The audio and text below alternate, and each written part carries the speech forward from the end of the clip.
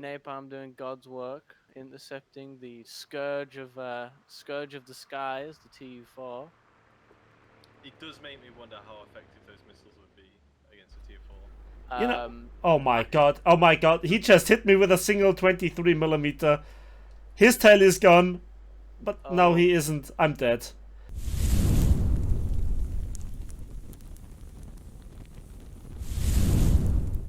Hello there, and welcome back to War Thunder. First, I want to apologize for playing the F-89D, and this is a replay, and that has the reason because I didn't record it as usual because I was busy talking to the boys on my Discord. You will find the link in the video description down below, and in fact, the first scene was a live recording from the Discord, so there you have it. And the next thing, yeah, the F-89D. Apologies that I'm playing it. I'm really sorry. But this battle was interesting, and I think it is really worth showing. I wanted to grind or finish the grind on some of the jets, and there were two American jets remaining, the A4B and the F4E Phantom II.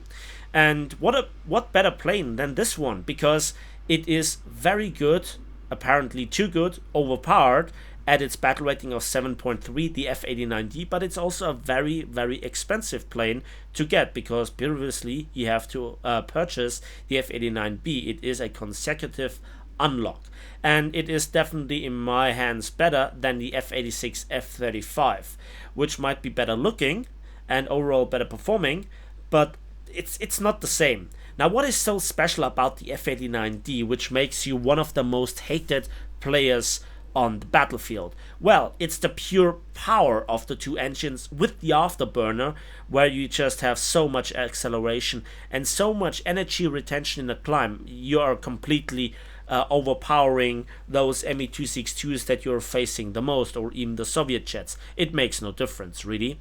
And then there is the weapon systems. You have 104 rockets, and they are equipped in this version with proximity fuse warheads, the FFAR Mighty Mouse M439, and they have a 1.2 kilogram TNT equivalent bursting charge and still a respectable maximum speed of 739 meters per second with surprisingly good accuracy, but you can see they are mounted apart in the wing tips.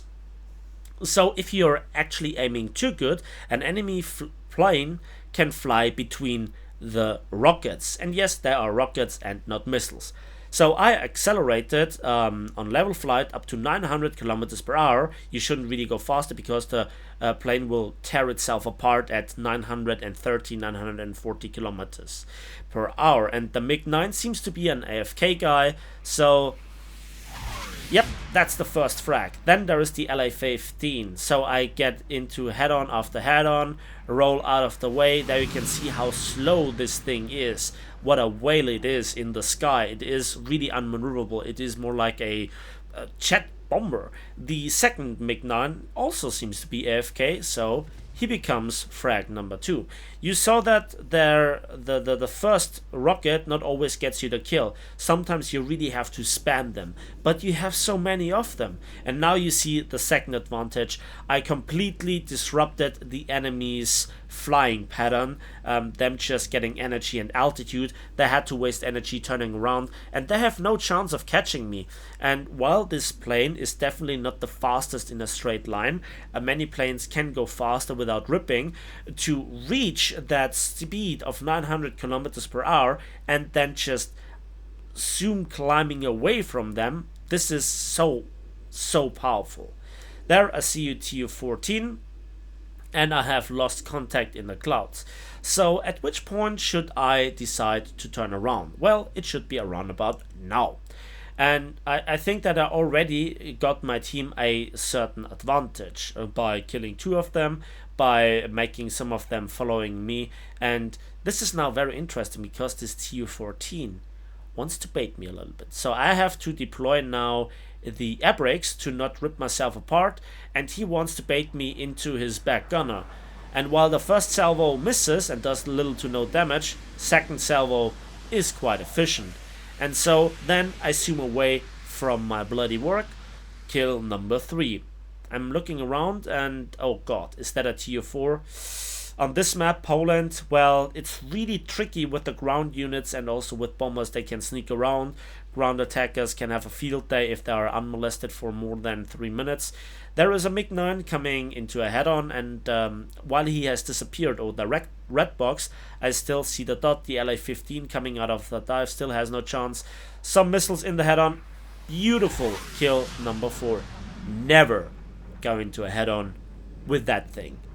Always be the smart guy that turns away. While the LA-15 was catching up, it would have been around about now this point where I would have zoomed away anyway, and the F-84, the auto squad guy, also opens me up a window of disengaging. However, I see the MiG-9. I don't want to be an easy shot for the MiG-9, and so I don't give him the easy deflection shot. Roll around, and safe I am. And the LA-15 with those slow mass velocity weapons has no clean shot at me. And so I think to myself, I'm safe, you know. Already 4 kills, that's a good result. I saw that guy, and I didn't allow him an easy shot. But that second MiG-9 surprised me, and I saw him too late. I was pitching up the moment I saw him, and this is how you can see that this plane has quite some momentum. He is less than 300 meters away. He hits my rear, he hits my wing. I have some damage, and I use the air brakes again here and there. I turn into him. He makes a sharp maneuver, and that gives me now the window of opportunity to escape. This is crucial. Keep your speed up, keep your altitude, never go into a turn fight. And, you know, I played a little bit too aggressive here. Let the turn fighting to the planes that actually can turn fight. Meanwhile, a TU4 was shot down by another F-89D, and you know it is always this kind of scenario where nobody is really sure what the greater evil was, and so yeah, we had to kill him. As you can see, our base has lost already a lot, and I mean a lot of health. Now remember 2 things. First of all, I still have plenty of rockets available, 42. That is 21 single launches. And I have burned through a lot of my fuel. So around about this, despite having roughly 20 minutes of fuel with me from the start, I'm sitting on like 6 minutes, something like this. The LA-200 flies in a suspiciously straight line, and I think to myself, if he is tunnel visioning, lining up the shots, and that looked like a direct hit. And that's the ace. As easy as that.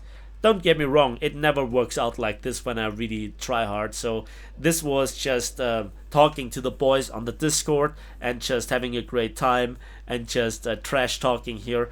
But now the time for trash talking is over, because now I'm sitting definitely on less than 4 minutes of fuel. 32 rockets left, and there were 2 TU4s. So the question is, will our base survive? And I definitely know now the following thing. I'm low on fuel. I don't have that many missiles. And as you can see with the first clip, those TU4s, if you hit them from the wrong angle, they can be quite tanky. And there is an automatic ticket bleed. Now the first TU4 goes down again to another F-89D. And there is just this one remaining. So I'm very careful here with my afterburner. It's around about now where I'm at less than 3 minutes of fuel. And I think to myself, can I even catch this guy? Can I even, reach him before I run out of fuel? Can I get for a kamikaze run and try my best? Do I have enough time? RTB is out of the question. And so now I decide when he turns around, I go all in. So afterburner, and this is now the last heroic run.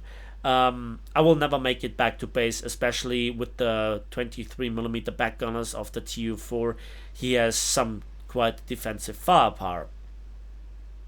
And he can still win by time.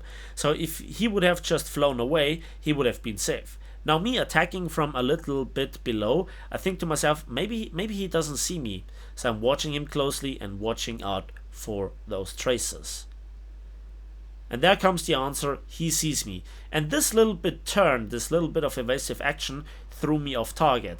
And again, this is a big whale. And despite having 450 kilometers per hour, now I'm really sluggish, missing lots of them, no critical damage.